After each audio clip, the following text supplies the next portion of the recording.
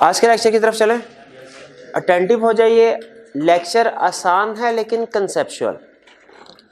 आज हमने price elasticity of supply को कवर करना है, यानी इलास्टिसिटी ऑफ डिमांड में हमने पढ़ा था कि एक तो है प्राइस इलास्टिसिटी ऑफ डिमांड। जब हम इलास्टिसिटी ऑफ डिमांड कैलकुलेट करते हैं तो प्राइस के साथ डिमांड की इलास्टिसिटी चेक करते हैं। इसके बाद अदर वेरिएंट्स भी हमने पढ़े। डिमांड वाली साइड खत्म होगी। अब हम आज से स्टार्ट कर रहे हैं सप्लाई, बल्कि आज एक ही लेक्चर होगा हमारा सप्लाई साइड को। जिस तरह डिमांड जो है उसकी इलास्टिसिटी कैलकुलेट कर सकते हैं, क्या सप्लाई की इलास्टिसिटी भी कैलकुलेट कर सकते हैं? बिल्कुल कर सकते हैं। जिस तरह दुनिया में प्राइस इलास्टिसिटी ऑफ डिमांड का कंसेप्ट है, उसी तरह प्राइस इलास्टिसिटी ऑफ सप्लाई का भी कंसेप्ट है। और प्राइस इलास्टिसिटी ऑफ सप्लाई का कंसेप्ट एग्जैक्टली वैसे ही काम करता है जैसे प्राइस इलास्टिसिटी ऑफ डिमांड का conceptually. Price elasticity of demand में हमने क्या कंसेप्ट पढ़ा था कि प्राइस इलास्टिसिटी ऑफ डिमांड क्या होती है? Percentage change in demand due to percentage change in price. अगर हम price elasticity of supply calculate करना चाहें तो फिर क्या इसकी डेफिनेशन होगी? Price elasticity of supply is equal to percentage change in supply divided by percentage change in price. Exactly उसी तरह जिस तरह हमने इलास्टिसिटी ऑफ डिमांड को डिफाइन किया था, उसी तरह हम इलास्टिसिटी ऑफ सप्लाई को डिफाइन करेंगे। फर्क सिर्फ यह है कि यहां पे डिमांड की बजाय सप्लाई की क्वांटिटी आएगी। यहां तक क्लियर? इवन कैलकुलेशन भी एग्जैक्टली वैसे ही है। पॉइंट मेथड से भी कैलकुलेट कर सकते हैं, आर्क मेथड से भी कैलकुलेट कर सकते हैं। अब हमने, आपको याद होगा, प्राइस इलास्टिसिटी ऑफ डिमांड में कंसेप्ट पढ़ा था। जब हमने डेफिनेशन पढ़ ली उसके बाद types of elasticity of demand हमने पढ़ा था कि 5 टाइप्स होती हैं: perfectly inelastic, elastic, unit elastic, inelastic और perfectly elastic. Perfectly inelastic, inelastic, unit elastic, elastic और परफेक्टली इलास्टिक, ये 5 टाइप्स हैं। एग्जैक्टली उसी तरह इलास्टिसिटी ऑफ सप्लाई की भी 5 टाइप्स हैं। कौन कौन सी? Perfectly inelastic, inelastic, unit elastic, elastic और परफेक्टली इलास्टिक। अगर हमसे आई क्या पूछे भाई डिफाइन करो परफेक्टली इनइलास्टिक सप्लाई को, तो हम कहेंगे अगर प्राइस चेंज होने से, if there is no change in quantity supplied, ठीक है, तो फिर वो कौन सी वाली इलास्टिसिटी ऑफ सप्लाई होगी? Perfectly inelastic. If percentage change in quantity supplied is more than percentage change in price, more than, तो सोचिए फिर कौन सी elastic? If percentage change in quantity supplied is equal to percentage change in price, if percentage change in quantity supplied is less than percentage change, ठीक है, if percentage change in quantity supplied is 0 due to change in price, बिल्कुल। और if small percentage change in price causes much greater change in supply, perfectly elastic होगी, ठीक है। अगर हम mathematically इसको शो करना चाहें तो हम कहेंगे परफेक्टली इनइलास्टिक कौन सी है? जिसमें price elasticity of supply 0। Inelastic supply कौन सी है? Price elasticity of supply is less than 1। Unit elastic supply कौन सी है? Price elasticity of supply is equal to 1। Elastic supply कौन सी है? Price elasticity of supply is greater than 1। और परफेक्टली इलास्टिक कौन सी है? इन्फिनिटी, जिसमें price elasticity of supply is equal to infinity. यानी उसी तरह जिस तरह हमने प्राइस इलास्टिसिटी ऑफ डिमांड को डिफाइन किया, क्लासिफाई किया था, एग्जैक्टली वही क्लासिफिकेशन, वही फार्मूला यहां पे है। फार्मूला भी वही, क्लासिफिकेशन भी वही। डायग्राम्स की तरफ आते हैं। डायग्राम में डेफिनेटली कुछ ना कुछ फर्क तो होगा, ठीक है। मे भी कुछ डायग्राम सेम हो, मे भी कुछ फर्क हो। परफेक्टली इनइलास्टिक, अब देखिए इनइलास्टिक का कंसेप्ट आपको क्या बताया था, याद है आपको? परफेक्टली, एग्जैक्टली, बिल्कुल। तो उसी तरह यहां पे भी अब हम ड्रॉ करने लगे परफेक्टली इनइलास्टिक सप्लाई, तो कर्व आएगा हमारा स्ट्रेट, यहां पे लेकिन लिखा होगा एस। इसका मतलब यह परफेक्टली इनइलास्टिक डिमांड का कर्व और परफेक्टली इनइलास्टिक सप्लाई का कर्व एक जैसा है, एक जैसा, ठीक है। अच्छा, अगर परफेक्टली इनइलास्टिक का कर्व जो है ये वर्टिकल लाइन है, स्ट्रेट लाइन, तो जरा सोचिए परफेक्टली इलास्टिक सप्लाई का कर्व क्या होगा, horizontal line and base supply curve. यानी इसका मतलब ये हुआ परफेक्टली इलास्टिक सप्लाई का कर्व भी एग्जैक्टली वैसा ही है जैसा परफेक्टली इलास्टिक डिमांड का कर्व था। क्लियर हुआ? अच्छा, अब लेकिन जो in elastic curve, unit elastic curve और इलास्टिक कर्व हैं, इनमें डिफरेंस है, इनमें डिफरेंस है। क्योंकि अब देखिए जो हमारा डिमांड कर्व था वो तो डाउनवर्ड था, उसका स्लोप नेगेटिव था, सप्लाई कर्व का अपवर्ड होगा। ये डिफरेंट डायग्राम बनेगी डिमांड की निस्बत, और ये डायग्राम आसान है। Inelastic supply curve, elastic supply curve और यूनिट इलास्टिक सप्लाई कर्व की डायग्राम बनाना आसान है। ठीक है, जैसे अगर यूनिट इलास्टिक डिमांड की डायग्राम बनानी हो, आपने ध्यान इस चीज का रखना है, अगर इन इलास्टिक डायग्राम बना रहे हैं, इन इलास्टिक, तो जो सप्लाई कर्व आएगा वो स्टार्ट होगा आपके एक्स एक्सिस से। इन इलास्टिक सप्लाई डायग्राम बना रहे हैं तो सप्लाई कर्व कहां से स्टार्ट करना है, यूनिट इलास्टिक बना रहे हैं तो स्टार्ट करना है ओरिजिन से।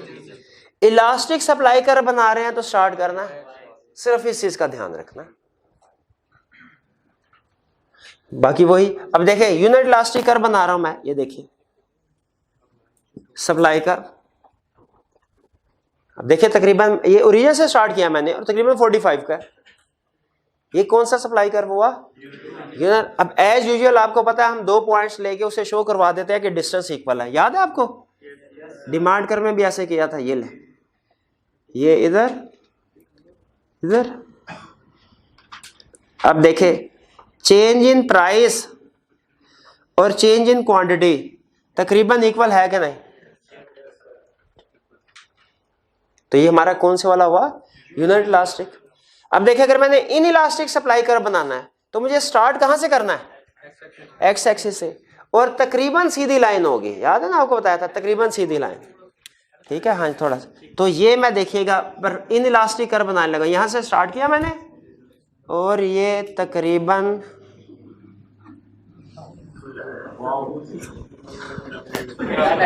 नहीं, ठीक नहीं सही नहीं है क्या, 45 का तो नहीं बनाएगा, 45 से ऊपर ही है, 45 नहीं है। हाँ ये सप्लाई, ये इन इलास्टिक सप्लाई कर्व है। नहीं अगर आप कहते हैं तो मैं दोबारा कुछ नहीं, ठीक है दोबारा बना लेते, कोई मसला नहीं।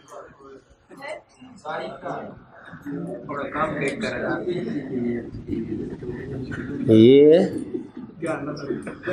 मैं गिरने लगा हूं नहीं ये ठीक है, चलिए ठीक। सप्लाई का देखिए 45 का एंगल नहीं, 45 से ज्यादा बस यही चाहिए था, और ये एक्स एक्सिस से स्टार्ट हो रहा है। अब उसी तरह 2 पॉइंट साबित करने के लिए विजिबली भी पता चल जाए, एक पॉइंट ये, एक ये, यहां पे ये चेंज और चेंज होके, अब आप देखें खुद डायग्राम आपको अपने मुंह से बता रही है क्या, कि प्राइस में चेंज ज्यादा है, क्वांटिटी में चेंज कम है, तो कौन सी वाला सप्लाई कर हुआ, इनइलास्टिक। अब कौन सा बनाना है हमने, इलास्टिक का असूल क्या है, वाई एक्सिस से और तकरीबन हॉरिजॉन्टल, ये तकरीबन वर्टिकल। इन इलास्टिक कर्व जब बनाना है आपने तकरीबन वर्टिकल, और इलास्टिक कर्व जब बनाना है तकरीबन हॉरिजॉन्टल। डिमांड में सप्लाई में दोनों में यही रूल है, इन इलास्टिक कर्व जब बनाना है तकरीबन वर्टिकल, और इलास्टिक कर्व जब बनाना है तकरीबन हॉरिजॉन्टल। अब ये इलास्टिक कर्व बनाने जा रहे हैं हम, ठीक है। सर यानी थोड़ा सा और इलास्टिक कर दो इसको, थोड़ा सा और इलास्टिक, थोड़ा सा और इलास्टिक, थोड़ा सा और, ठीक है। जितना जितना हॉरिजॉन्टल करते जाएंगे उतना ज्यादा इलास्टिक होता जाएगा। ये ले, नहीं ये भी ज्यादा हो गया, कोई बात नहीं, प्रैक्टिस से हाथ साफ होता है, हाथ की सफाई है बस, और कुछ नहीं है। ये ठीक, हाँ बस ये ठीक है। अब देखिए साबित भी तो करना है ना, एक पॉइंट यहां लिया, एक पॉइंट यहां लिया, ये क्वांटिटी ये प्राइस, दूसरा पॉइंट यहां ये क्वांटिटी ये प्राइस। अब देखिए डायग्राम खुद अपने मुंह से बोल रही है, क्या बोल रही है डायग्राम के चेंज इन प्राइस कम है, चेंज इन क्वांटिटी ज्यादा है। हाँ खुद कह रही है, चीख चीख के कह रही है मैं इलास्टिक हूं, मैं इलास्टिक हूं। ये चीख चीख के कह रही है इन इलास्टिक हूं, इन इलास्टिक। ये चीख चीख के कह रही है क्या, मैं यूनिट इलास्टिक हूं, यूनिट इलास्टिक हूं। देखिए डायग्राम सारा नाप ले। क्या कह रहे हैं, डायग्राम की आवाज नहीं आ रही भाई ये देखे, इस डायग्राम की आवाज सुनने के लिए इकोनॉमिस्ट के कान चाहिए। चलिए तो फिर मुझे बताइए आप क्या डेफिनेशन है प्राइस इलास्टिसिटी ऑफ सप्लाई की। Price elasticity of supply is percentage change in supply due to percentage change in price. बताइए इलास्टिसिटी ऑफ सप्लाई की कितनी टाइप्स हैं, कौन कौन सी टाइप्स हैं, inelastic, inelastic, unit elastic, elastic, perfectly elastic. तो बताइए परफेक्टली इनइलास्टिक में प्राइस इलास्टिसिटी ऑफ सप्लाई क्या होगी, 0। इनइलास्टिक में, यूनिट इलास्टिक में, इलास्टिक में, परफेक्टली इलास्टिक में।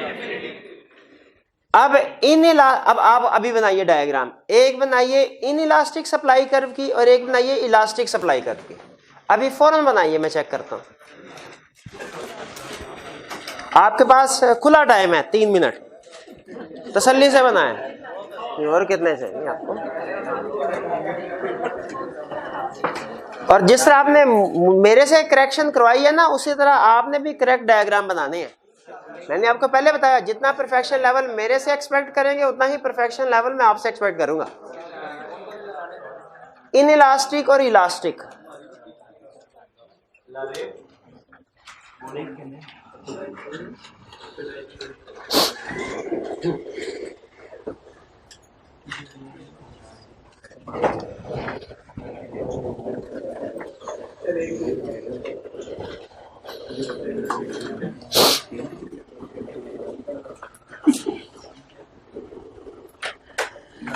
भाई लेवलिंग तो कर दें यार, ला का खौफ करो। ये कर्व क्या, कौन सा डिमांड कर्व है कि सप्लाई कर्व है, ये तो लिख दो।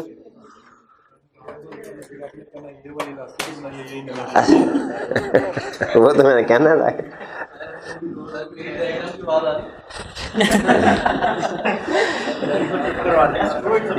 जी जी बिल्कुल। देखे आपने एरो अगर नहीं बनाए ना तो फिर क्लियर नहीं हो सकेगा कि आपका जो चेंज इन क्वांटिटी ज्यादा है कि चेंज इन प्राइस ज्यादा है। ये परसेंटेज चेंज इन क्वांटिटी और percentage change in price show करवाने के लिए कि कौन ये इक्वल है या कौन सी चीज कम है, कौन सी चीज ज्यादा, एरोस की डायरेक्शन जरूर बताएं। नहीं सिर्फ मैंने आपसे 2 पे कहा। ये एरो जो है वो याद रखें, जब हम शो करवा रहे होंगे तो आपको पता है कि हमारा परफेक्टली इलास्टिक और परफेक्टली इनइलास्टिक, इस पे हम एरोज नहीं बनाते, इस पे हम चेंज को शो नहीं करवा सकते। हम चेंज शो करवाते हैं इनइलास्टिक में, यूनिट इलास्टिक में और इलास्टिक में। जी कर लिया, दिखाइए जल्दी दिखाइए, ट्रांसफर कीजिएगा।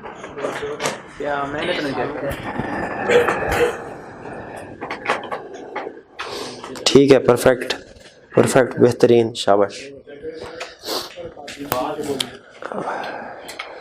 Change in price that in elastic, correct, बिल्कुल ठीक है, शाबाश।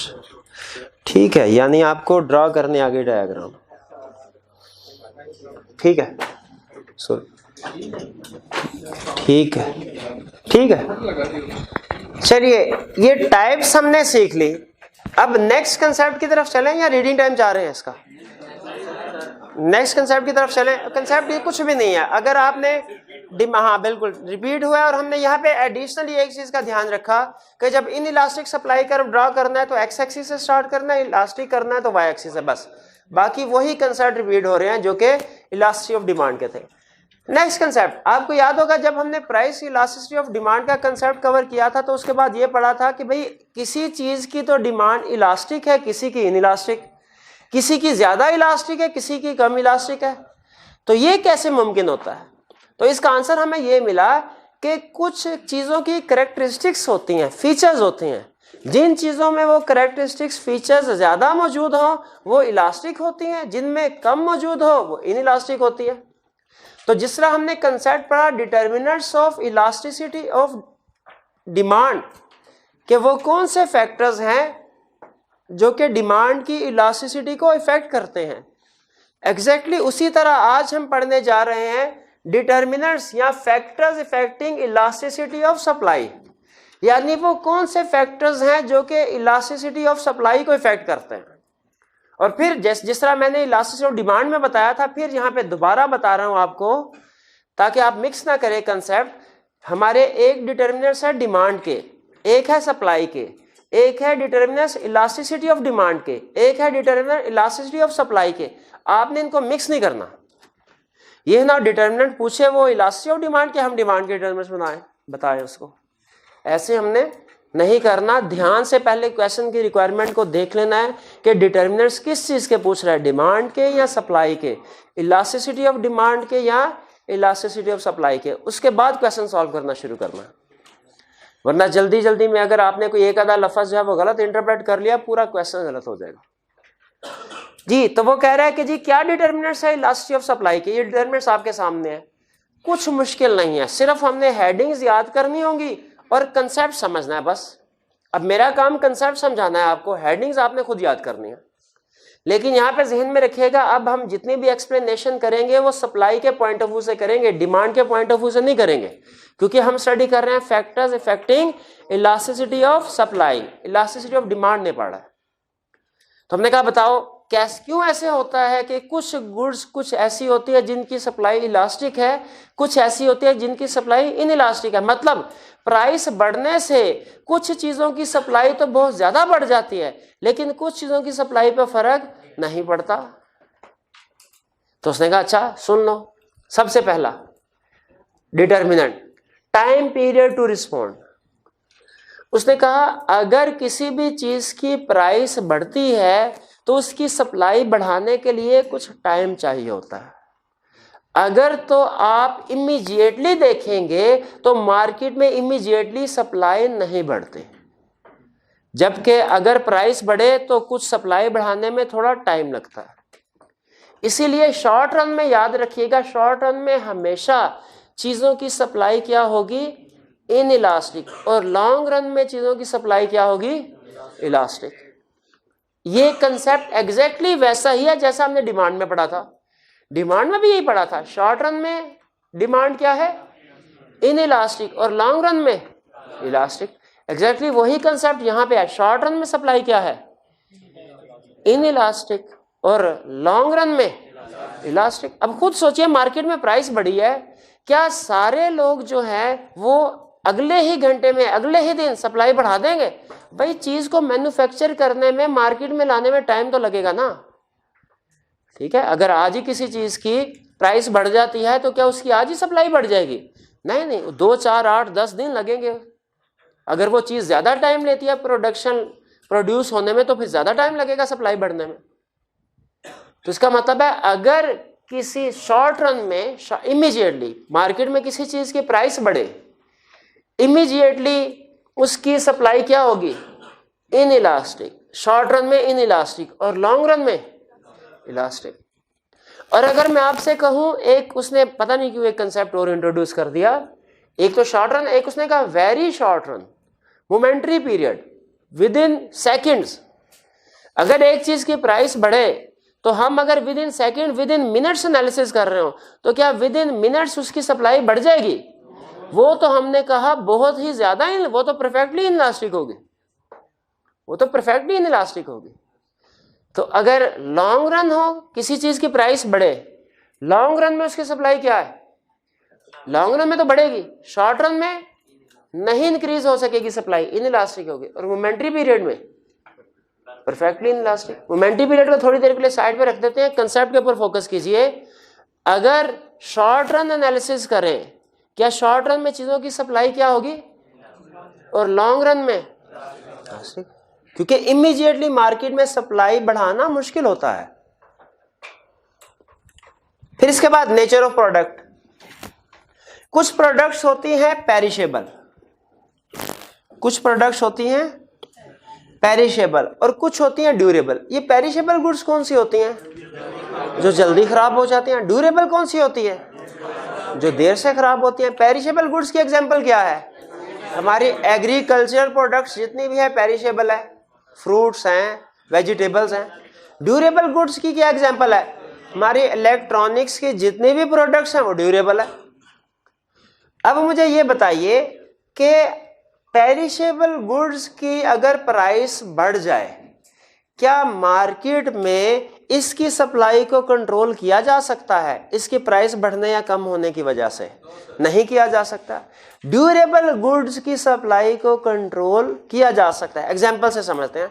फर्ज कीजिए अगर हम एसी मैन्युफैक्चर कर रहे हैं, एयर कंडीशन, और मार्केट में एसी की प्राइस कम हो गई, तो हम मैन्युफैक्चरर हम क्या करेंगे? हम कहेंगे यार ऐसा करते हैं, इसको स्टोर कर लेते हैं, इस सीजन में प्राइस कम है, अगले सीजन में प्राइस बढ़ेगी तब बेच देंगे। क्या हम एसी को स्टोर कर सकते हैं? तो बिल्कुल कर सकते हैं। इसका मतलब है हमने सप्लाई को कंट्रोल कर लिया। इसकी सप्लाई क्या हो गई? ड्यूरेबल गुड्स की इलास्टिक, यानी अगर प्राइस कम हुई हमने सप्लाई कम कर दी, जब प्राइस बढ़ेगी हम सप्लाई बढ़ा देंगे। तो अगर प्राइस कम होने से सप्लाई कम की जा सके, प्राइस बढ़ाने से प्राइस बढ़े तो सप्लाई ज्यादा की जा सके, इसे क्या कहते हैं? इलास्टिक या इनइलास्टिक? इलास्टिक। लेकिन मुझे बताइए अगर पेरिशेबल गुड्स हो, उनकी मार्केट में प्राइस कम है, क्या उनकी सप्लाई कम की जा सकती है? नहीं की जा सकती। आप देखते होंगे रेडी वाले जो होते हैं वो सारा दिन बेचते रहते हैं, शाम को उनकी कोशिश होती है चाहे प्राइस कम करके, जो भी उनके टमाटर वगैरह जो दूसरे सब्जी है, प्राइस कम करके भी बेच के जाना पड़े वो बेच के चले जाते हैं। क्यों? क्योंकि उन्हें पता होता है कि ये अब चीज 1-2 दिन के बाद खराब हो जाएगी। इसीलिए पेरिशेबल गुड्स जो हैं इनकी सप्लाई को कंट्रोल नहीं किया जा सकता, इलास्टिक होती है। इसी तरह फर्ज कीजिए पेरिशेबल गुड्स में, अगर पेरिशेबल गुड्स जो हैं, अब जो एग्रीकल्चर प्रोडक्ट्स होती है आपको पता है इनको प्रोड्यूस होने में टाइम लगता है। वो फसल जो तैयार होती है वो बाजू का 3 महीने, 4 महीने, 5-6 महीने भी लगते हैं उस पर। अगर मार्केट में फर्ज कीजिए आज टमाटर की प्राइस डबल हो गई है, तो बताइए क्या इमीडिएटली उसकी सप्लाई को बढ़ाया जा सकता है? बिल्कुल नहीं, उसको तो टाइम लगेगा, 2, 3, 4, 5 जितने भी वो टाइम लेती है उसकी प्रोडक्शन। तो इसका मतलब यह हुआ कि पेरिशेबल गुड्स की सप्लाई को हम अपनी मर्जी से कंट्रोल नहीं कर सकते। सप्लाई उतनी ही रहेगी चाहे प्राइस कम हो चाहे ज्यादा हो। लेकिन ड्यूरेबल गुड्स के केस में हम सप्लाई को कंट्रोल कर सकते हैं। अगर प्राइस कम है मार्केट में सप्लाई कम करेंगे, अगर प्राइस ज्यादा है तो हम मार्केट में सप्लाई ज्यादा करेंगे। तो फिर इसका मतलब क्या हुआ? ड्यूरेबल गुड्स की सप्लाई क्या हुई? इलास्टिक, और पेरिशेबल गुड्स की इनइलास्टिक। ये कंसेप्ट खास तौर पे ध्यान में रखिएगा। ये तकरीबन सारे कंसेप्ट्स जो हैं वो आगे चल के फ्यूचर के टॉपिक्स में यूज होने हैं। खास तौर पे जिनके साथ मैं स्टैटिक मार्क कर रहा हूं इनको जरूर अच्छे तरीके से समझना है आपने। तो ये पेरिशेबल गुड, ड्यूरेबल गुड का कंसेप्ट क्लियर हो गया। आगे चलते हैं, availability and mobility of factors of production. Factors of production आपको पता है क्या होते हैं? Land, labour, capital, entrepreneur. यानी कंसेप्ट क्या है? कंसेप्ट यह है फैक्टर ऑफ प्रोडक्शन वो चीजें हैं जिनसे मिलके हम दूसरी चीजें बनाते हैं। ठीक है, दुनिया में जो भी चीज प्रोड्यूस हो रही है फैक्टर ऑफ प्रोडक्शन के कॉम्बिनेशन से प्रोड्यूस हो रही है।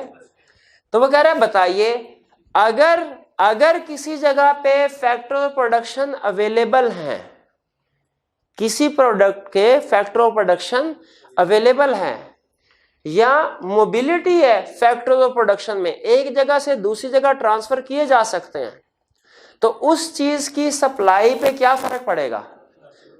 इलास्टिक हो जाएगी। और अगर अवेलेबिलिटी या mobility of factor of production नहीं है तो सप्लाई क्या होगी?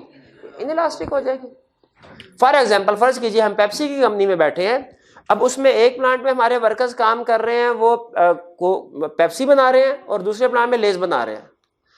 अब अगर तो अब दोनों के लिए रेलिवेंट स्किल्स लाता रहता है, फर्ज कीजिए, और जो स्किल चाहिए वो सिर्फ उन्हीं लोग, ट्रेनिंग चाहिए उन चीज़ों को बनाने के लिए, मैन्युफैक्चरिंग के लिए, मार्केट में और लोगों के पास ट्रेनिंग नहीं है। अब बताइए, और लेबर भी उतनी है, हम लेज की लेबर को शिफ्ट करके पेप्सी में नहीं लेके जा सकते, पेप्सी की लेबर को शिफ्ट करके लेज में नहीं ला सकते, क्योंकि दोनों का प्रोडक्शन प्रोसेस डिफरेंट है और एम्प्लॉइज को उनकी रेलिवेंट ट्रेनिंग दी गई है बस। अब अगर लेज की प्राइस बढ़ती है, बताइए क्या हम लेज की सप्लाई को बढ़ा सकते हैं? नहीं। क्यों नहीं बढ़ा सकते? क्योंकि ना तो अवेलेबिलिटी है फैक्टर, ना तो मार्केट में नया वर्कर मौजूद है, और ना ही मोबिलिटी है, यानी हम पेप्सी वालों को भी लेज में शिफ्ट नहीं कर सकते। तो यहां पे अब इनकी सप्लाई क्या होगी? इनइलास्टिक। और अगर अवेलेबिलिटी ऑफ फैक्टर प्रोडक्शन भी है, मोबिलिटी भी है, तो इसका मतलब है हम जरूरत के वक्त अगर प्राइस बढ़ती है तो ज्यादा फैक्टर प्रोडक्शन को इंगेज करके अपनी सप्लाई को बढ़ा सकते हैं। तो यहां पे इसका मतलब है अगर अवेलेबिलिटी ऑफ फैक्टर प्रोडक्शन है, मोबिलिटी ऑफ फैक्टर प्रोडक्शन है, तो फिर हमारी सप्लाई क्या होगी? और अगर अवेलेबिलिटी ऑफ फैक्टर प्रोडक्शन नहीं है या मोबिलिटी ऑफ फैक्टर प्रोडक्शन नहीं है, इनइलास्टिक होगी। भाई कुछ बात समझ आती है इसकी? चलिए आगे चलते हैं, ये भी हो गया।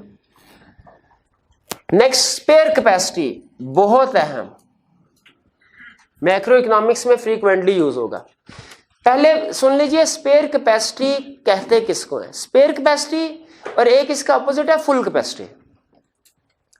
फर्ज कीजिए एक फोटोकॉपी की मशीन है कॉलेज में, वो एक दिन में 10,000 फोटोकॉपीज जनरेट कर सकते हैं। तो उसकी जो 10,000 है ये उसकी फुल कैपेसिटी कहलाती है। अगर करंटली वो 8,000 कॉपीज प्रोड्यूस कर रही है, तो जो 8,000 यूनिट है ये इसकी एक्चुअल कैपेसिटी कहलाती है। एक किसी भी मशीनरी की एक फुल कैपेसिटी होती है, जैसे 10,000 की एग्जांपल दी, एक होती है एक्चुअल कैपेसिटी, जैसे 8,000 की एग्जांपल दी। एक जो रिमेनिंग 2,000 का शॉर्टफॉल है, इसे कहते हैं स्पेयर कैपेसिटी। ठीक है, ये तीन लफ्ज जहन में रखिएगा, ये लिख लें, आगे चल के फिर यूज करने हमने। Full capacity, actual capacity, spare capacity. ठीक है, वो चाहे आप ये छोटी सी डायग्राम भी बना ले साथ, सिर्फ समझने के लिए कि ये है फुल कैपेसिटी, फुल कैपेसिटी, ये है एक्चुअल कैपेसिटी, और ये क्या है? Spare capacity. ठीक है, अब कंसेप्ट क्या है? अगर तो आपके पास आपकी मशीनरी में स्पेयर कैपेसिटी है, तो मार्केट में प्राइस बढ़ने से सप्लाई को आप क्या कर देंगे? इंक्रीज कर देंगे, इंक्रीज कर सकते हैं। लेकिन अगर आप फुल कैपेसिटी पे काम कर रहे हैं, मार्केट में प्राइस बढ़ी, क्या आप सप्लाई को इंक्रीज कर सकते हैं? नहीं कर सकते। तो कंसेप्ट क्या बना हमारा? अगर स्पेयर कैपेसिटी है तो फिर सप्लाई क्या होगी? इलास्टिक। और अगर स्पेयर कैपेसिटी नहीं है, जिसे बाज़ औक़ात वो कहता है कि machinery is operating at full capacity, spare capacity ना होने का दूसरा मतलब क्या है? मशीनरी फुल कैपेसिटी पे काम कर रही है। अगर स्पेयर कैपेसिटी नहीं है तो फिर सप्लाई क्या होगी? यानी अगर कोई भी कंपनी, कोई भी मशीनरी फुल कैपेसिटी पे काम कर रही है तो फिर सप्लाई इंक्रीज नहीं की जा सकती, इनइलास्टिक। और अगर स्पेयर कैपेसिटी है तो फिर सप्लाई इंक्रीज की जा सकती है। तो स्पेयर कैपेसिटी की सूरत में सप्लाई क्या होगी? इलास्टिक। ये कंसेप्ट क्लियर हो? इसको भी गौर से आपने समझ लेना, याद करना, ये आगे फ्रीक्वेंटली मैक्रो इकोनॉमिक्स में यूज होगी कंसेप्ट। फिर प्रोडक्शन टाइम कहता है कुछ चीजें प्रोड्यूस होने में थोड़ा टाइम लेती हैं, सुबह ऑर्डर मिले शाम तक आप प्रोड्यूस कर लेते हैं। कुछ चीजें प्रोड्यूस होने में 6-6 महीने का टाइम लेती हैं, जैसे एग्रीकल्चर प्रोडक्ट्स, ठीक है, ये कंसेप्ट कुछ कुछ मिलता जुलता है इससे, nature of production. Production time, अगर तो आपका प्रोडक्शन टाइम, आपकी प्रोडक्शन टाइम ज्यादा लेती है, तो बताइए आज प्राइस इंक्रीज हुई, क्या आप उसकी सप्लाई बढ़ा सकते हैं? नहीं बढ़ा सकते। लेकिन अगर वो प्रोडक्शन टाइम शॉर्ट है, वो विद इन डेज चीज प्रोड्यूस हो जाती है, प्राइस बढ़ी, सप्लाई बढ़ा सकते हैं? बिल्कुल बढ़ा सकते। तो फिर हमारा कंसेप्ट क्या बना कि अगर प्रोडक्शन टाइम शॉर्ट है तो सप्लाई क्या होगी? इलास्टिक होगी। प्रोडक्शन टाइम कह रहा हूं, शॉर्ट रन लॉन्ग रन नहीं कह रहा। शॉर्ट रन लॉन्ग रन उधर एनालिसिस कर रहे हैं, यहां पे प्रोडक्शन टाइम कह रहा हूं। प्रोडक्शन टाइम हमें थोड़ा चाहिए। प्रोडक्शन टाइम मतलब जल्दी जल्दी चीजें प्रोड्यूस हो जाती है, with in hours, with in days. तो फिर उनकी सप्लाई हम अपनी जरूरत के मुताबिक आसानी से इंक्रीज डिक्रीज कर सकते हैं। ऐसी गुड की सप्लाई क्या होगी? और अगर चीज ऐसी है कि उसे उसका मैन्युफैक्चरिंग पीरियड जो है वो बहुत ज्यादा है, 3 महीने 6 महीने है, तो फिर उसकी सप्लाई क्या होगी? Inelastic. Next concept barriers to entry, ये भी बहुत अहम कंसेप्ट है, ये भी मैक्रो इकोनॉमिक्स में यूज होगा, बल्कि ये माइक्रो चैप्टर 5 में भी यूज होगा। ये barriers to entry, barriers to entry का मतलब क्या है? किसी भी मार्केट में जो नए फर्म, नए सप्लायर हैं, वो आसानी के साथ आ सकते हैं कि नहीं आ सकते? अगर तो इकोनॉमिक्स में 2 कंसेप्ट है, जैसे मैंने आपको ये बताया ना, यहाँ पे स्पेयर कैपेसिटी और फुल कैपेसिटी वाला, यहाँ पे भी 2 कंसेप्ट है, एक है फ्री एंट्री, एक है barriers to entry. Free entry का मतलब क्या है कि मार्केट में नया सेलर आसानी से आ सकता है और पुराना आसानी से जा सकता है। बैरियर्स टू एंट्री का मतलब क्या है कि नया सेलर आसानी से नहीं आ सकता। मुख्तलिफ तरीके होते हैं उसको रोकने के, वो आगे हम पढ़ेंगे चैप्टर 5 में कि किन तरीकों से नए सेलर्स को आने से रोका जा सकता है। कहता है अगर तो मार्केट में बैरियर्स टू एंट्री है, इसका मतलब है क्या सप्लाई आसानी से इंक्रीज हो सकती है? भाई सप्लाई कैसे इंक्रीज होगी? नया बंदा आएगा, नई फैक्ट्री लगेगी, फिर सप्लाई इंक्रीज होगी ना। अगर आपने बैरियर्स टू एंट्री लगा दिया, नए सेलर को आने ही नहीं, नए प्रोड्यूसर को आने नहीं दे रहे, तो सप्लाई इंक्रीज नहीं होगी। अगर बैरियर्स टू एंट्री हाई है, बहुत ज्यादा है, तो फिर सप्लाई क्या होगी? इनइलास्टिक। और अगर बैरियर्स ऑफ एंट्री नहीं है या बहुत कम है, जिसे हम नाम देते हैं फ्री एंट्री का, तो इसका मतलब फ्री एंट्री का मतलब आप जब मर्जी आसानी के साथ मार्केट में आ सकते हैं, सप्लाई बढ़ सकती है। तो अगर बैरियर्स टू एंट्री नहीं है, सप्लाई क्या होगी? इलास्टिक। भाई कुछ समझ आया आपको? इलास्टिक और इनइलास्टिक। चलिए क्विक सी रिवीजन करते हैं। हमने कंसेप्ट क्या भी सीखा कि वो कौन से फैक्टर्स हैं, डिटर्मिनेंट्स हैं, रीजंस हैं, जिन पे बेस करती है किसी भी प्रोडक्ट की इलास्टिसिटी ऑफ सप्लाई। अब हम प्रैक्टिकली क्या करते हैं, किसी भी प्रोडक्ट को डिसाइड करना हो इसकी सप्लाई क्या होगी, तो देखते हैं इस प्रोडक्ट के ऊपर इनमें से कौन कौन से फैक्टर्स लगते हैं। ठीक है, अगर ज्यादा फैक्टर इलास्टिसिटी वाले लगे, हम कहेंगे इसकी सप्लाई इलास्टिक है। अगर ज्यादा फैक्टर इन इलास्टिसिटी वाले, हम कहेंगे इसकी सप्लाई इनइलास्टिक है। तो फिर बताइए टाइम पीरियड टू रिस्पॉन्ड ये कैसे इफेक्ट करता है? शॉर्ट रन है तो सप्लाई, लॉन्ग रन है तो elastic. Nature of product, perishable goods है तो, ड्यूरेबल गुड्स है तो सप्लाई इलास्टिक होगी। Availability and mobility of factor of production नहीं है, और अगर है तो स्पेयर कैपेसिटी नहीं है, स्पेयर कैपेसिटी है। प्रोडक्शन टाइम ज्यादा चाहिए, प्रोडक्शन टाइम कम है। प्रोडक्शन नहीं भैया, ये दोबारा होगा, सारा दोबारा करें, दोबारा करें। नहीं, शॉर्ट रन है तो सप्लाई क्या होगी? लॉन्ग रन है तो perishable, durable, availability and mobility of factor production है, नहीं है तो स्पेयर कैपेसिटी नहीं है, स्पेयर कैपेसिटी है। प्रोडक्शन टाइम लॉन्ग ज्यादा, production time short. Barriers to entry नहीं है, बैरियर्स टू एंट्री है। फिर से दोबारा होगा।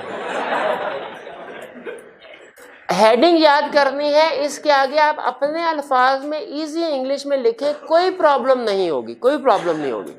कंसेप्ट के ऊपर फोकस करना है, रटा कोशिश करेंगे, लगाएंगे जरूर हम, लेकिन कम से कम लगे। चलिए आज के लिए इतना काफ़ी है।